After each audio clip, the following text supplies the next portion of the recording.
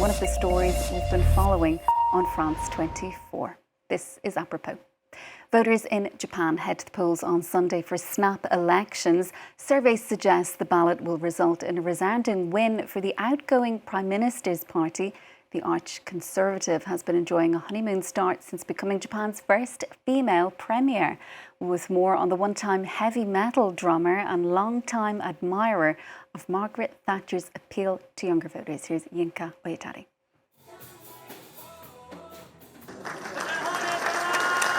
This is the black tote often carried by Prime Minister Sanae Takaichi, now sold out, with young people rushing to grab it. She's the first female Prime Minister, so a lot of young people like myself are curious about what kind of apparel she uses. I think it would be nice if I could use the same things as her. So I was curious about it, and I looked it up. It's not just her style that's got people hooked. From what she eats to what she uses to scribble notes in Parliament, it's all become a hot topic, part of the so-called Takaichi mania sweeping Japan. One poll shows her popularity among voters under 30 at 90%, ahead of Sunday's snap election, where she'll be seeking a majority for her Liberal Democratic Party. If she gets it, she'll be hoping to push through her bold spending plans to shake up Japan's economy. Her widespread appeal among youth is surprising, given her staunchly conservative views. Well, actually being more popular than the past leaders of the LDP is not so difficult, given that all of them, not even most of them, but all of them, have been middle-aged, boring men. And so in some ways, Takaichi, cut a fresh image. That fresh image is making waves online. Her social media presence has been key to her appeal. Posts of her drumming to K-pop and singing happy birthday to Italy's Prime Minister have gone viral. But with inflation rising, triggered partly by her spending promises, it's unclear whether her popularity will translate into a big win on Sunday. For more, let's bring in Amy Catalinac, Associate Professor of Politics at New York University. Thanks so much, Amy, for being with us on the programme. We saw her there playing the drums. We saw images of her handbag. For you, though, what exactly explains Takaichi's appeal, particularly among younger people? It is interesting given her staunchly conservative views, isn't it? Yes, and she also had a few difficulties after she became LDP leader. She had sort of a very short period in which she won the party's presidential election, and then she had to get sworn in as Prime Minister. And at that time, she had her coalition partner, her party's coalition partner of 26 years, sort of walk away from her and say, we're not going to be in the coalition anymore. We're going to draw a line under all the cooperation that we've done so far. So I think quite a few people were expecting that stumble was going to be significant, but she quickly rallied. She put a coalition together with the Japan Innovation Party. She became Prime Minister, and she's really gone from strength to strength, and she's maintained this consistently high support rate, which is really unheard of. Yeah. And the polls are looking good for her heading into the election. Do you think victory is inevitable here? Is her appeal actually cross-generational? Yeah, so I think it's hard.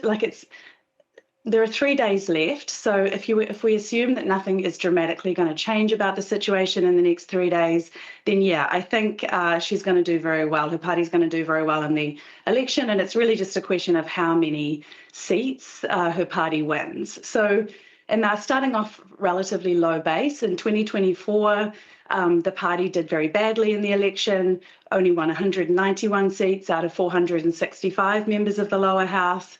And she is really on track. They could win, they could get up to sort of 261 seats. That's an absolute majority. So that would give her party, if she gets 261 seats, that would mean that her party has a majority of seats in the lower house, but it also has enough numbers to control the 17 parliamentary committees in terms of they would be able to elect the chair of the committee, and also they would be able to have a majority in all the committees. And it's plausible that that would happen. So in that sense, her gamble in calling an election, it looks like it's going to be paying off, because this election was called Lower house members are only 1 year and 3 months into their 4-year term. So she really decided, I think, in calling this election that she was going to do the best now. It was going to be the best outcome for her party if she calls it now rather than waiting for later. And in the campaign, she's just done, I think, very well. She's avoided sort of major mistakes. Her party is actually, her party is not so popular, but she herself is very popular. So she has sort of really high support rates, as you said, across the generations, age groups. It's vastly eclipsing the support of other parties. And now we have a situation where there are many so-called floating voters in Japanese elections, people who their allegiances to parties are more fickle, and in every election they can change who they vote for. But in this election, a large share of these so-called floating voters are looking like they're going to support the LDP on Sunday. So she's really in an enviable position, and the question really is just how many seats she's going to be able to win. And of course, she was barely 2 weeks into the job, Amy, when she suggested that Japan would intervene militarily if China moved to invade, hypothetically speaking, Taiwan. Is her tough stance with China helping to bolster that support heading into this vote? It's possible, yes. It is possible that she had this, she's made this statement in the parliament to the extent that if there was a situation to develop in across the Taiwan Strait where China was to use military force, then that could develop, she said, that could develop into a situation that's called a survival threatening situation for Japan. That's the terminology she used. She said it could develop into a survival threatening situation.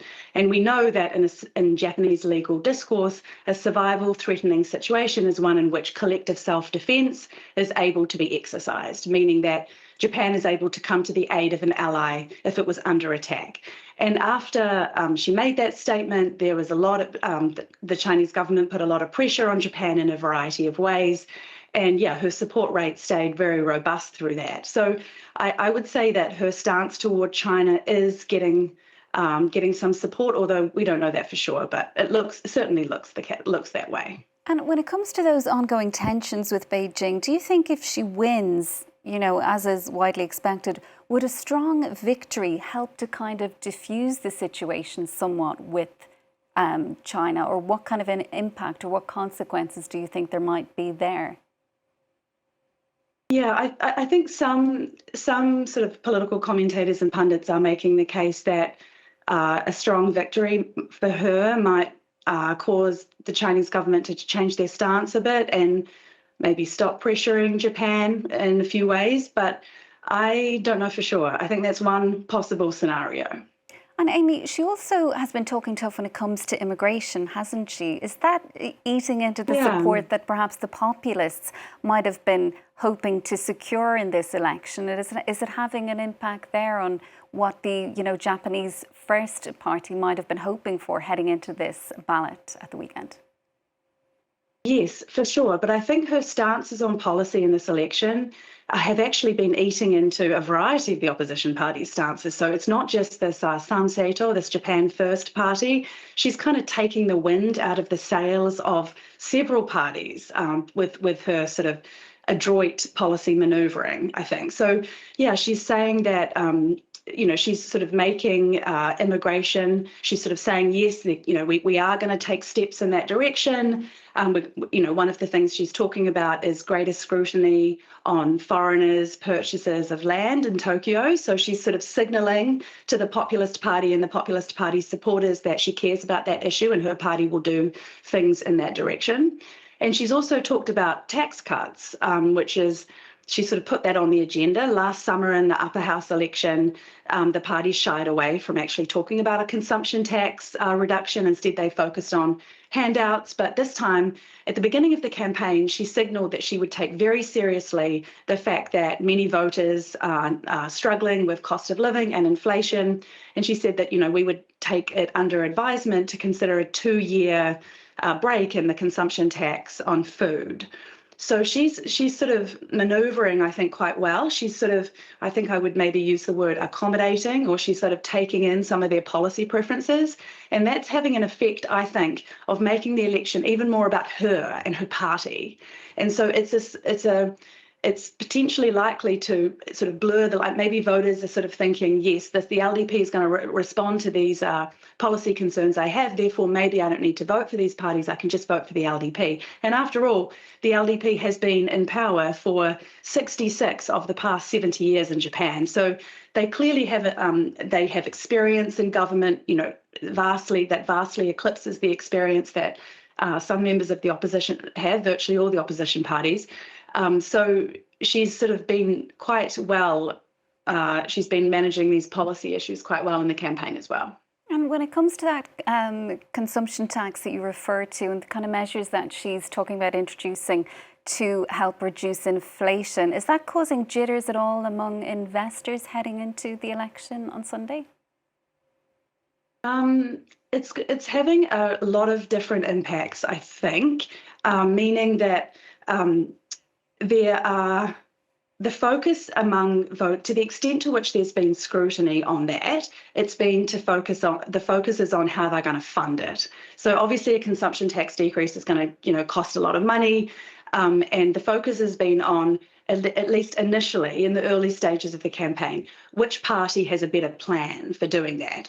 But over the course of the campaign, I think that is also, I haven't seen as much focus on that. So I think the party, one of the reasons for that is that her own focus on the consumption tax, the 2-year break, she sort of stopped mentioning that, potentially because she sort of thought maybe I don't need that because I'm so popular and everything's going well. So yeah. Amy, but thank there you. will be, it will be. Yeah. Sorry for cutting across you. Definitely one to watch, and we'll have all eyes on Japan to see how the election turns out for her on Sunday. Thanks so much for being with us on the programme. That's Amy Catalinac, Associate Professor of Politics at New York University.